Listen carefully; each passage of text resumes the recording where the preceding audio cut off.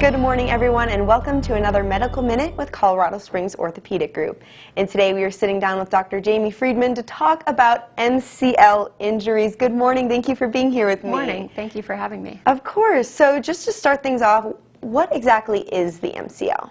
The MCL, also known as the medial collateral ligament, is a two-layer structure on the inner part of the knee.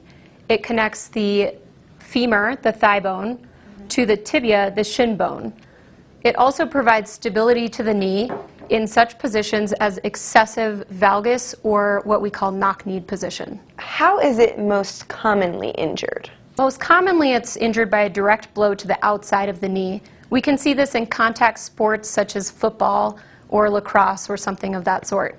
But sometimes we also see it with non-contact activities. So this happens when there's a sudden pivoting motion, like a soccer player cutting on the field.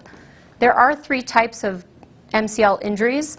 These range from a simple sprain, which is just a micro tear of the ligament as it stretches, to a partial tear and even a complete tear. And let's say somebody thinks that they might have an MCL injury. What are the symptoms they should look for? So the most common symptoms we'll see is the patient will have immediate pain and swelling. The pain is located on the inner part of their knee where that ligament resides. Sometimes in very severe cases, they may even feel instability of the knee as they try to walk or do certain activities. So how do you then move forward now towards treating an MCL? So typically we'll have the patient come into clinic and do a full knee exam. The MCL injury can usually be detected just by the exam, but sometimes we'll also have to do an X-ray and or an MRI to determine the degree of MCL injury. Luckily, most MCL injuries can be treated conservatively with rest, ice, and anti-inflammatories. Sometimes they'll need physical therapy and even a brace to help stabilize the joint while the ligament heals.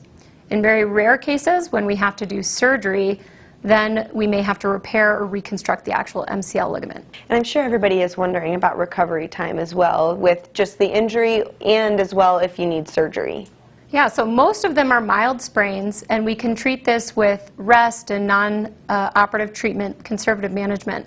Rest, anti-inflammatories, maybe some physical therapy, and patients get back to their regular activities after just a few weeks.